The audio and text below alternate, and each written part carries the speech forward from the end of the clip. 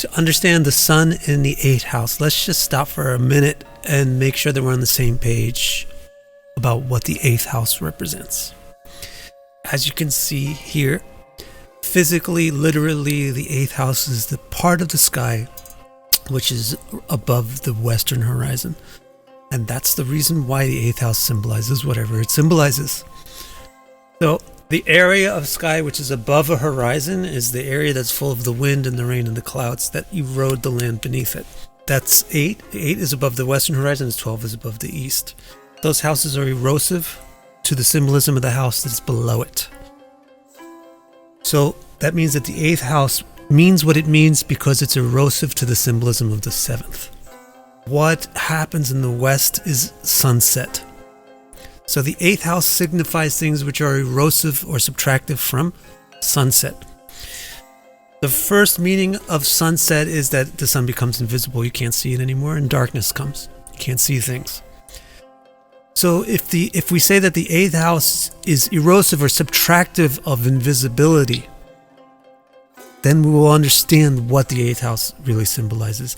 It symbolizes mysticism, the ability to see the unknown. It symbolizes the occult, the knowing of secrets. It symbolizes psychicness, psychic intuition, and even psychology, understanding the way invisible things work. It also just signifies insight in general, especially the capacity to analyze. To analyze something and derive a truth from it or a fact from it. To derive something real from something amorphous. The ability to find information, research. A further implication of invisibility is death. You go bye-bye. So the 7th with the west has to do with death. The 8th house is erosive of death. That's why it's the house of longevity. Now you might be confused because I thought it was a death kind of house. Yes, of course, it's the house of longevity. When your longevity is over, you're dead. So the 8th house is extremely important for death because it's the house of longevity and vitality and life force, and that's why it's also the house of reproduction and sexuality, which is the act of reproduction. One other thing about the sunset is that the sun represents the self. So when it sets, the self is not the important thing. Now other people are important. The 8th house is erosive of subtractive of others. So this is why the 8th house is the house of personal gain, what we get from other people. So this is why it has to do with inheritance, what you gain, especially because it also has to do with death. But not just death, inheritance, getting gifts from other people, getting donations, being the beneficiary of favors, etc. is an 8th house topic. Also, erosive of others or erosive of partnership. That's the 8th house's quality. It's to be erosive of partnership. That means to be defiant and individualistic, non-cooperative. Now we have a good understanding of what the 8th house represents. We could talk about what the sun in the 8th house symbolizes, but let's take one more second just to make sure that we're on the same page about what the sun symbolizes. The sun symbolizes the soul because it's very bright. It's the brightest planet, and the soul has to do with awareness, and awareness is a result of light. We see things and are aware of things because of light. So light symbolizes awareness. Awareness is a function of the soul. Therefore, the sun, which is the brightest planet, symbolizes the soul and awareness. Light enables two things, vision and visibility. So the sun signifies visibility, which means it's the planet that determines how public you are, how visible you are, how extroversive you are. Or an extroversive is a male trait, going out. Because the sun also signifies vision, it has to do with having vision, setting direction, being a commander, being a leader, being an authority.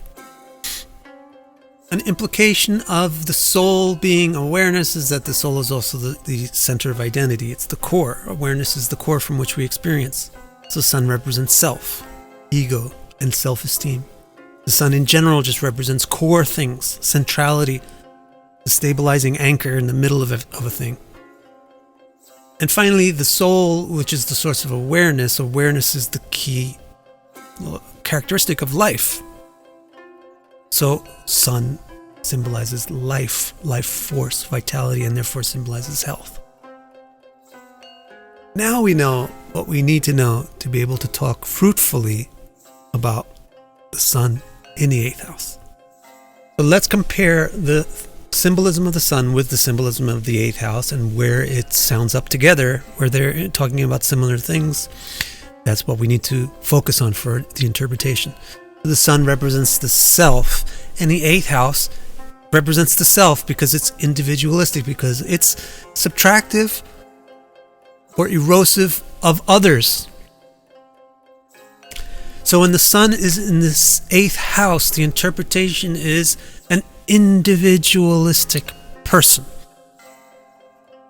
A person who breaks molds, iconoclastic, who is norm defiant, nonconformist, rebellious, and could also be uncooperative.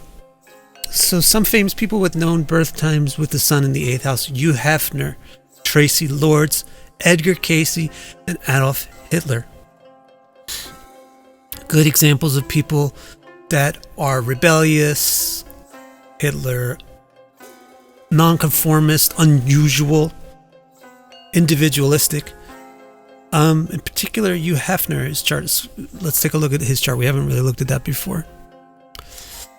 So why is he such a mold breaker, norm breaker? It is not normal to make sex and nudity a public thing. It's a private thing. But he broke that norm and he put it on the magazine shelf. Why was he able to do that? Well, he has the sun in the 8th house. Well, so do a bunch of other people that might wind up shy. But look at how the sun in the 8th house is supported by other factors in his chart.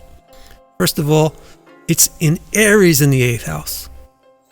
So it's exalted in the 8th house. It's very powerful. Second of all, it's at 19 degrees when his ascendant is at 14 degrees. So it's very close to the cusp of the 8th house. So it's very dominant on the 8th house. But the reason why he's not a Hitler, for example, Hitler also has the sun in the 8th house, but Hitler was not a hedonistic rebel. Hitler was a political rebel and a warlike rebel. Hugh Hefner is like a sexual rebel. Why? Well, look at his 7th house. It's got exalted Venus and the moon in the 7th house. And his moon is the 11th lord, the lord of pleasure. It's in his 7th house. And it's at 13 degrees when his ascendant is at 14. So he has a tremendous influence from the 11th lord on the ascendant from the 7th house in the company of an exalted Venus. In that context, the sun in Aries in the 8th house makes him a rebel in the context of sensuality, sexuality, hedonism, enjoyment of the opposite sex. Another thing about the sun is that it has to do with vision. And the 8th house is erosive of invisibility, so it has to do with vision. So with the sun in the 8th house, people are insightful. They have vision. They're intuitive, or they have a vision, especially for things which are invisible or hidden, private, or kept secret. So some important names of well-known people with sun in the 8th house in this regard: Edgar Cayce, Deepak Chopra, Hermann Hesse. So here's Edgar Cayce's chart. Why is he so mystical, occulty, intuitive, psychic? Why? Look at his 8th house. It doesn't just have the sun in it. It's got basically everything in it. The only thing that is not really tucked away in his 8th house or its 6th is his exalted moon. So obviously he's an extremely psychic, intuitive person.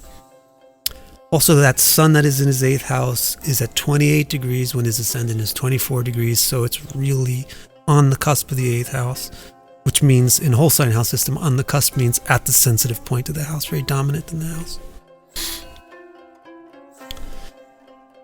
There's A different way of looking at this same dynamic, that the sun represents vision and the 8th house represents vision.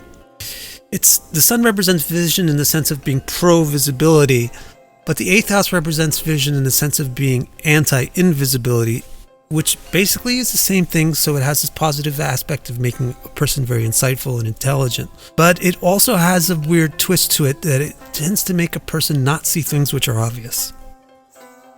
See things which are invisible or idealistic, but not see things which are obvious or practical. So with the sun in the 8th house, you find people that are impractical or out of touch or unaware of conventional things. One last thing about the sun in the 8th house, the sun represents vitality, and so does the 8th house, because the 8th house is erosive of death. So it's all about longevity or vitality. So sun in the 8th house, we can say this person is spirited, they have a lot of vitality, they have good longevity, they're strong, and they can have that reproductive charisma, sexiness to them. An example of a person in this regard is LeBron James. And then the very interesting thing is the dichotomy between LeBron James and a person like Edgar Cayce. Edgar Cayce is a real soft person, not macho. But LeBron James is a big macho guy with huge arms, super tall, sports guy. They both have the sun in the 8th house. How is that? Well, for LeBron James, his sun is the 3rd lord. 3rd lord is a masculine, athletic planet. His sun in the 8th house, giving vitality and health, is going to give it in a muscular way, being the 3rd lord.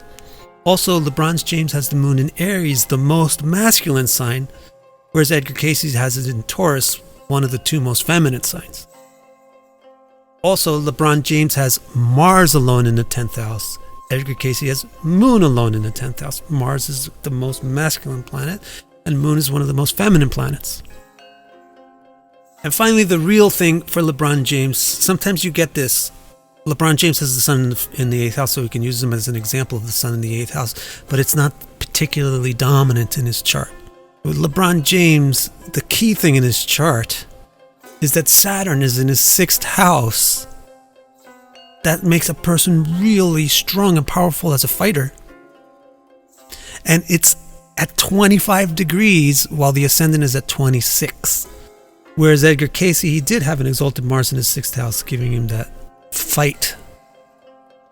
fighting with the norm, etc. But it's not really close to the ascendant degree. It's his dominant thing is sun in the 8th house. Sun is at 28 degrees.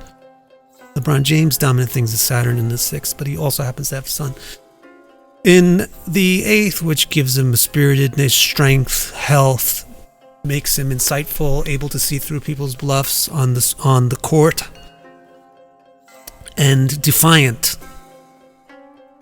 If you want to actually have my interpretations for all of your placements in your chart, you can go to my website and order that from the charts page. It's victorcara.com/R2. Thank you so much.